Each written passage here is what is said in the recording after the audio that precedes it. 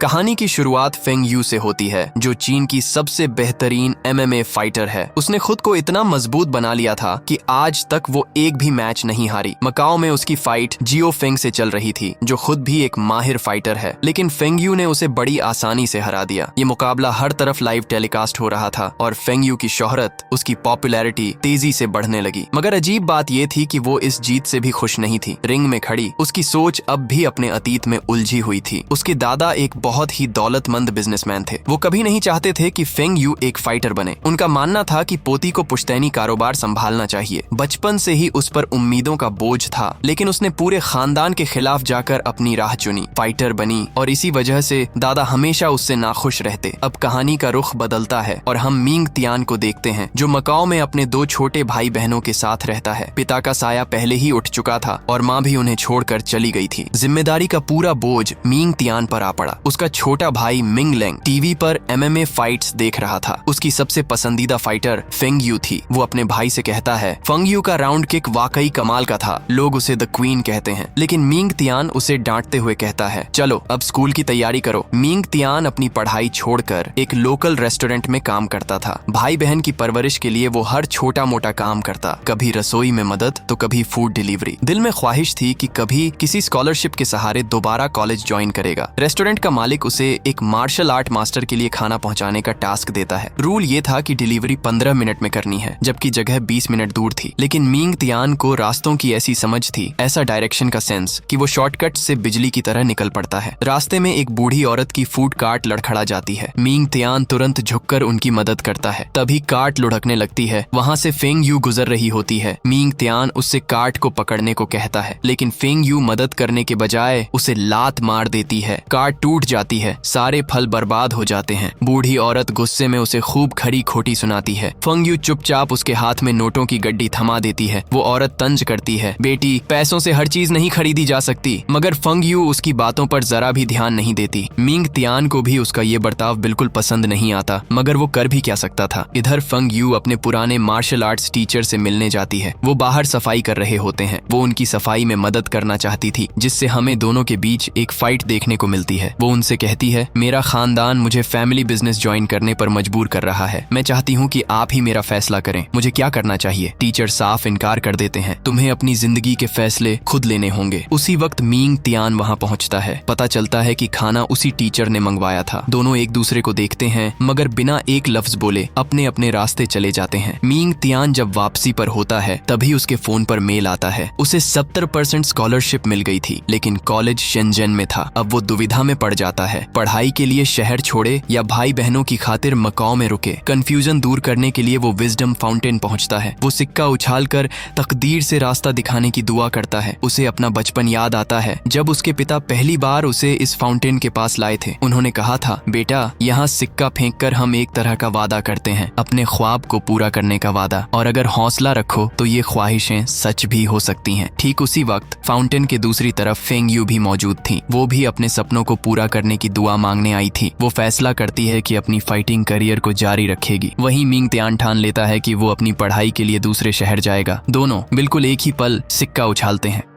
Ming Tian का boss काफी नेक इंसान था। वो उसे जाने से पहले शानदार डिनर करवाता है और कहता है, शेंजन शहर के KFC में मेरा एक दोस्त है, मैंने वहाँ तुम्हारी नौकरी की बात कर ली है, साथ ही तुम्हें रहने के लिए एक घर भी मिल जाएगा। मिंग तियान ये सुनकर बहुत खुश होता है और शुक्रिया अदा करता है। कुछ ही दिनों बाद मिंग तियान अपने भाई बहनों के साथ शेंजन शहर में शिफ्ट हो जाता है। घर भले ही पुराना था, मगर उसका रिनोवेशन बहुत अच्छे से किया गया था। दोनों बच्चे वहाँ आकर बेहद खुश हो जाते हैं। ये देखकर मिंग तियान भी मुस्कुरा देता है। वो डेकोरेशन के तौर पर अपने बचपन की तस्वीरें अलमारी में रखने लगता है। हमें मालूम पड़ता है कि उसे भी बॉक्सिंग का शौक था, मगर पिता के इंतकाल के बाद उसने बॉक्सिंग छोड़ दी थी। अब वो KFC में काम शुरू कर देता है, जहां उसे डिलीवरी बॉय की नौकरी मिलती है। साथ ही वो अपने भाई बहनों को मिडिल स्कूल में छोड़ आता है। लेकिन आज उसके भी कॉलेज का पहला दिन था, इसीलिए उसके भाई बहन भी उसे गुड लक कहते हैं। उसी दौरान उसे एहसास होता है कि वो खुद कॉलेज जाने के लिए लेट हो गया है। वो शॉर्टकट लेता है और तेजी से पहुंचता है जांजी कॉलेज, जो पूरे चाइना में सबसे मशहूर स्पोर्ट्स कॉलेज कॉलेज था। यहाँ सिर्फ लड़कियां पढ़ती थीं, लेकिन इस साल पहली बार 10 लड़कों को एडमिशन दिया गया था। मिंग तियान उन्हीं में से एक था। जैसे ही वो अंदर प्रवेश करता है, चारों तरफ लड़कियां ही लड़कियां नजर आती हैं। सैकड़ों लड़कियों के बीच अकेला लड़का होने की वजह से वो काफी अजीब महसूस कर रहा था। अचानक उसकी टक्कर शाओमी से होते होते बचती है। मिंग तियान फौरन माफी मांगता है और उसे देखकर खुश होकर कहता है, अरे वाह, मुझे तो लगा था कि मैं यहाँ अकेला लड़का हूँ। तुम्हें देखकर सुकून मिला। शाओमी हैरान रह जाती है। उसके छोटे बालों की वजह से मिंग तियान ने उसे लड़का समझ लिया था। वो तुरंत एक छोटा सा क्लिप लगा लेती है। मिंग तियान दंग रह जाता है। शाओमी मुस्कुराकर कहती है, मैं तुम्हारा नाम याद रखूंगी, और फिर स्केट करती हुई वहाँ से निकल जाती है। अब सीन बदलता है। कॉलेज मास्टर मिस्टर वांग और हेडमास्टर की बातचीत हो रही होती है। मिस्टर वांग चिंतित होकर कहते हैं, शुरुआत में 10 लड़कों ने एडमिशन लिया था, लेकिन कैंपस में आते ही लड़कियों को देखकर सबने ट्रांसफर की रिक्वेस्ट दे दी। अब बस मिंग तियान ही बचा है। हेडमास्टर गहरी सांस लेकर कहते हैं, हमें हर हाल में कोई रास्ता निकालना होगा ताकि मिंग तियान यहाँ से न जाए। देखो वांग, जानजी यूनिवर्सिटी के 42 सालों के इतिहास में हमने हमेशा मजबूत लड़कियां ट्रेन की हैं। हमारे students world class combat fights जीत चुके हैं। 74 सिटीजन अवार्ड और 8 नेशनल अवार्ड्स तक हमारे नाम हैं। लेकिन हमने हमेशा एक हकीकत को नजरअंदाज किया कि ये लड़कियां आगे चलकर शादी भी करेंगी और उन्हें अपने लाइफ पार्टनर के साथ तालमेल बिठाना सीखना होगा। इसीलिए अब हमें लड़कों को भी इस कॉलेज में रखना होगा। इस कॉलेज में पढ़ाई से ज्यादा मार्शल आर्ट्स और बाकी एक्टिविटीज पर फोकस किया जाता था। फिर अचानक सभी स्टूडेंट्स को एक मैसेज आता है, मिंग तियान को प्रिंसिपल ऑफिस में लेकर आओ। लड़कियां खुशी से झूम उठती हैं और उसे घेर लेती हैं। उसके हैंडसम लुक्स देखकर हर कोई उसे अपने साथ ले जाना चाहती थी।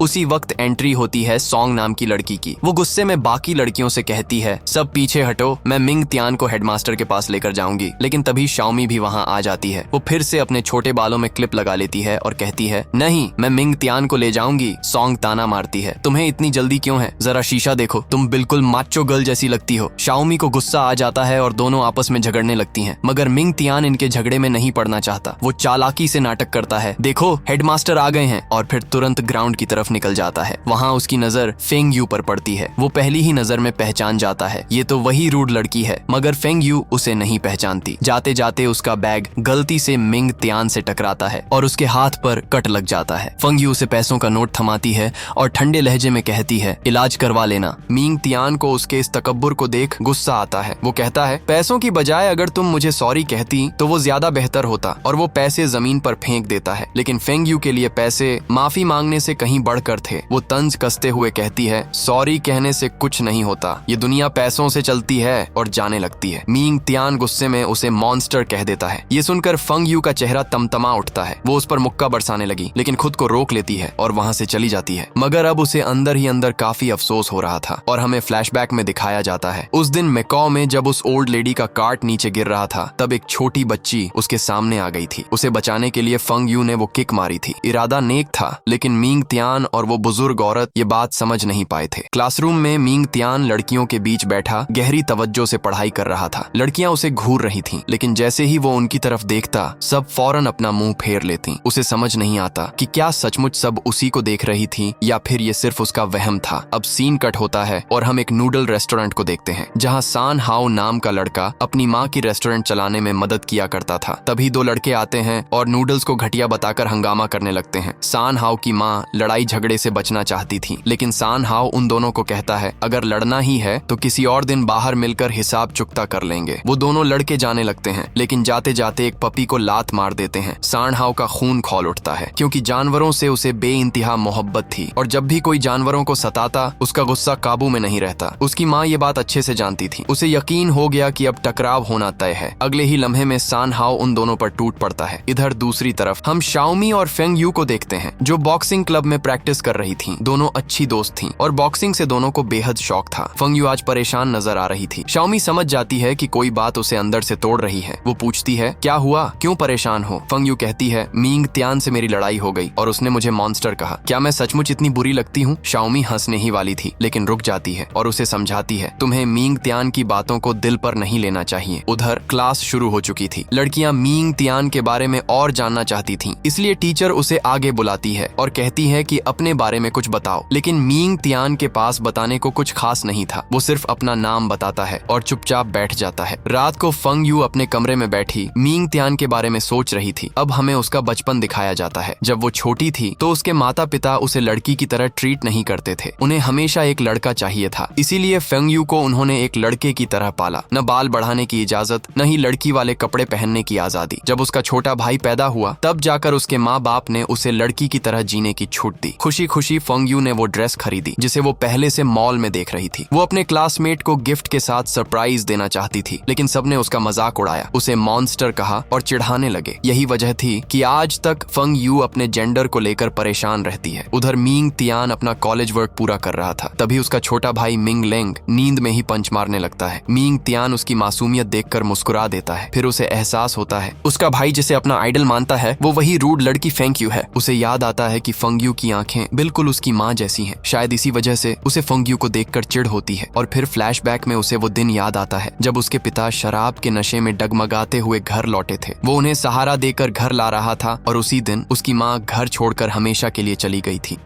कॉलेज में मिंग तियान लड़कियों की वजह से पढ़ाई पर कंसंट्रेट नहीं कर पा रहा था। हेडमास्टर और मिस्टर वैंग खुश थे कि उसने अभी तक ट्रांसफर नहीं किया, लेकिन मिंग तियान परेशान हो चुका था और वो किसी दूसरे कॉलेज में जाने का प्लान बना रहा था। इस कॉलेज की खासियत यहाँ बनाए गए क्लब्स थे जहाँ स्टूडेंट्स अपने टैलेंट को निखारते थे। यहाँ नए एडमिशन लेने वाले सभी फ्रेशर्स को क्लब्स का टूर दिया जाता और उन्हें क्लब चुनने की खुली छूट मिलती थी। मिंग तियान सभी क्लब को अच्छे से देख रहा था। वो बॉक्सिंग क्लब में जब फेंग यू को लड़ते देखता है तो उसे एहसास होता है कि शायद उसी ओल्ड मास्टर ने उसे ट्रेन किया होगा जिन्हें वो खाना देने गया था। सोंग भी चाहती थी कि मिंग तियान उसके क्लब में आए और वो उसे अपनी पावर दिखाती है, जिसे देख मिंग तियान शॉक्ड रह जाता है। लेकिन शाओमी भी उसे अपने क्लब में लेना चाहती थी, जिससे दोनों ही वापस झगड़ने लगी। तंग आकर मिंग तियान स्विमिंग क्लब चुन लेता है। वह पूल में गोते लगाने लगता है, लेकिन वहाँ फिश होती हैं। पता चलता है कि क्लब बंद हो चुका है और पूल इकोलॉजिकल पॉन्ड में बदल गया है। ये देखकर मिंग तियान परेशान होकर ट्रांसफर का पक्का फैसला कर लेता है। मिस्टर वैंग उसे रोकने की कोशिश करता है, पर जब वो नहीं मानता तो कहते हैं कि ट्रांसफर आसान है, बस फॉर्म भरकर तुम्हें ऑफिशियल फाइल बॉक्स में डालना होगा। मिंग तियान को भी लगता है कि ये काफी आसान होगा। वो जैसे ही फॉर्म डालने जाता है तो ग्रेजुएट्स कराटी गर्ल्स उसे रोकने लगती हैं। मिंग तियान उनसे लड़ने लगता है पर बुरी तरह पिटता है। वो मिस्टर वांग से शिकायत करता है कि आपने 5 लड़कियों को मुझे रोकने के लिए भेजा, क्या ये गलत नहीं है? मिस्टर वांग कहते हैं, मैं जानता हूँ कि तुम एक सुपरस्टार की तरह हो जिस पर सबका फोकस है और मैं नहीं चाहता कि तुम हमारे कॉलेज से जाओ। अब वो उसे स्पेशल ऑफर देता है कि तुम्हें अपने कॉलेज की फीस इस साल चुकाने की कोई जरूरत नहीं है, बल्कि मैं टाइम लिमिट बढ़ाकर 30 साल कर दूंगा, जो एक लोन रिपेमेंट के रूप में रहेगी, जिस पर कोई इंटरेस्ट भी नहीं लगेगा। मिंग तियान को ये ऑफर काफी अच्छा लगता है क्योंकि वो इससे अपनी पढ़ाई फ्री में पूरी कर लेगा, पर मिस्टर वांग उसे इस बात को सीक्रेट रखने को कहते हैं। एक दिन वो गलती से विमेंस वॉशरूम में चला जाता है। फेंग यू वहाँ स्नान कर रही थी। उसे लगता है कि वहाँ कोई लड़की आई है, इसलिए वो मिंग तियान से टॉवल मांगती है। मिंग तियान को कुछ समझ नहीं आता। वो उसके कपड़े उठाकर उसे दे देता है, पर फेंग यू समझ जाती है कि वो मिंग तियान है और उसे एक किक मारकर दूर फेंक देती है। उसी वक्त शाओमी भी अंदर आ जाती है और गलत समझ लेती है। दोनों एक साथ कहते हैं कि हमारे बीच ऐसा कुछ नहीं है और मिंग तियान बाहर चला जाता है। अब हमें कैंटीन का सीन दिखाया जाता है। शाओमी फेंग यू के साथ आइसक्रीम लेने गई थी, लेकिन वहाँ भी शाओमी की सोंग के साथ लड़ाई हो जाती है क्योंकि दोनों को स्ट्रॉबेरी आइसक्रीम चाहिए थी। दूसरी तरफ मिंग तियान फूड डिलीवरी करने जा रहा था। तभी वो देखता है कि एक लड़के को 2 बुली लड़के घसीटते हुए ले जा रहे थे। मिंग तियान को कुछ गड़बड़ लगती है, इसलिए वो उस बच्चे को बचाता है, लेकिन खुद फंस जाता है। वो उसे पकड़कर फील्ड में ले जाते हैं और धमकाने लगते हैं। फेंग यू ने उन्हें देख लिया था और वो अपने दोस्तों के साथ वहां आ जाती है। अब लड़कियों और लड़कों के बीच एक कमाल की फाइट शुरू हो जाती है। सोंग को एक लड़का पीछे से मारने वाला था, लेकिन मिंग तियान एक बोल्ड किक से उसे बचा लेता है। सोंग इससे काफी खुश होती है और अब वो सभी को मदद के लिए थैंक्स कहता है और उनसे दोस्ती कर लेता है। अब उसे लगता है कि ये कॉलेज इतना बुरा भी नहीं है और अगले 4 साल तक इसी कॉलेज में पढ़ने का डिसीजन कर लेता है। इस फैसले से मिस्टर वांग भी खुश होते हैं। वीडियो पसंद आया हो तो अपने दोस्तों के साथ शेयर करें।